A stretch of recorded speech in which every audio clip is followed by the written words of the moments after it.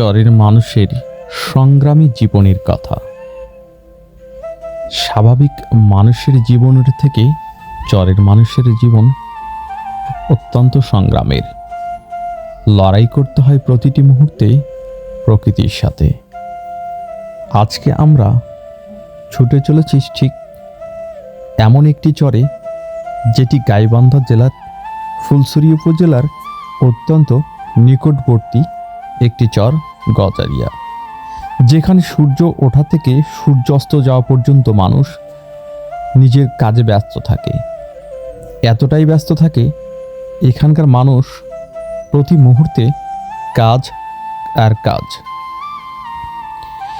এখানে বসে থাকার সুযোগ নেই, কারণ এখনো মরিচ উত্তোলনের সময় এবং সেই সাথে আখ মারাইয়ের সময়। এখানে প্রচুর আখ হয়। এখন জমি থেকে আখ কাটা হচ্ছে। কৃষকরা ব্যস্ত আখ কাটতে। সেই আখ কেটে সেগুলোকে পরিষ্কার করে নিয়ে যাবে গুড় মারাইয়ের জন্য, যেখানে এই আখ থেকে তৈরি হয় গুড়। এই গুড় স্থানীয় বিভিন্ন বাজারে বিক্রি করা হয়।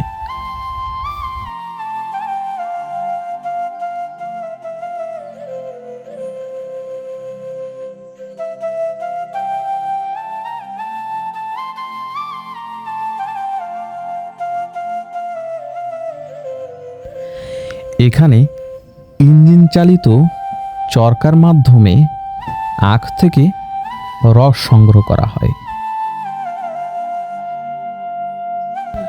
সেই রস ছাঁকুনির মাধ্যমে ছেঁকে নিয়ে ময়লা পরিষ্কার করে বড় বড় কড়াইয়ের মধ্যে নিয়ে দীর্ঘক্ষণ ধরে আগুনের তাপে রসকে অত্যন্ত গাঢ় করে পরবর্তীকালে সেগুলা গুড়ে রূপান্তরিত হয়।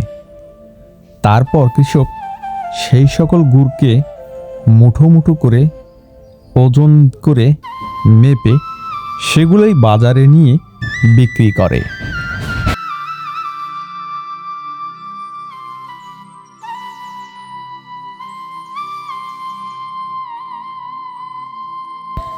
এই চরের মহিলা থেকে শুরু করে শিশুরা কেউই বসে অলস সময় কাটায় না, বরং প্রত্যেককেই তার নিজ নিজ কাজে ব্যস্ত থাকে। কেউ বা জ্বালানির কাঠ কিংবা খড়কুটো সংগ্রহের কাজে ব্যস্ত থাকে।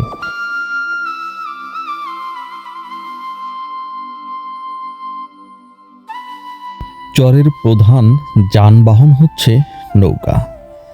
এই নৌকা করেই তাদেরকে পারাপার করতে হয়। জরুরি প্রয়োজন অথবা হাট বাজার করতে হলেও এই নৌকাই তাদের একমাত্র সম্বল।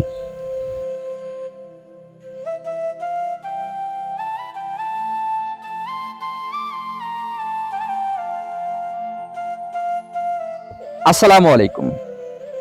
আমি আসছি এই স্থানীয় এক চরের, এই গজারিয়া চরের একজন বাসিন্দা, যিনি তার জীবনের বেশিরভাগ সময়টাই এই চরের এই প্রকৃতির সাথে লড়াই করে কাটিয়েছেন।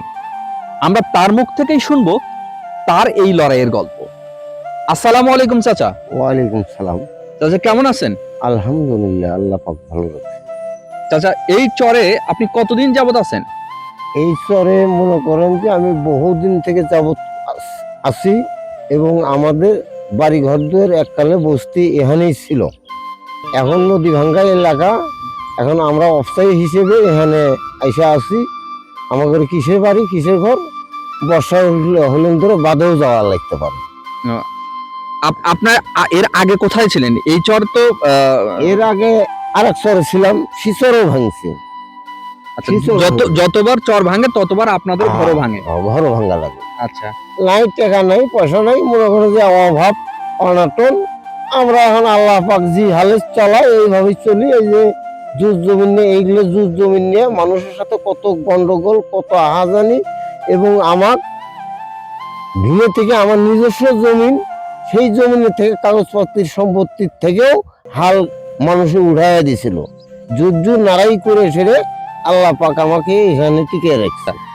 আপনি আপনার জমিতে আপনি কি কি এখন পর্যন্ত রোপণ করছেন বা কোনো কিছু লাগাইছেন কিনা? হ্যাঁ, ফসল- ফসল লাগাইছি, ভুট্টা লাগাইছি, তারপরে পেঁয়াজ লাগাইছি, তারপরে বুড়ো ধান লাগাইছি। সকালে আপনি ঘুম থেকে ওঠেন কখন এবং ঘুমাতে যান কখন? আমি ফজরের আগে উঠি, আর ঘুমাই মনে করেন যে নিম্নতম মনে করেন যে 11টা। রাতের 11টার সময় ঘুমাতে যান। আপনার উৎপাদিত যে ফসল যেগুলো আছে এগুলো কোন হাটে বিক্রি করেন? আমরা যত ফসল আছে এই ফসল বিক্রি করি ফুলচুরি হাটে। আজকের ভিডিও এখানেই শেষ করছি। আবার দেখা হবে অন্য কোনো চর কিংবা হাট বাজার কিংবা গ্রামীণ অন্য কোনো জনপদে। ততদিন ভালো থাকবেন, সুস্থ থাকবেন। আর হ্যাঁ, ভিডিওটি ভালো লাগলে লাইক, কমেন্ট, শেয়ার করতে ভুলবেন না। ধন্যবাদ। আসসালামু আলাইকুম।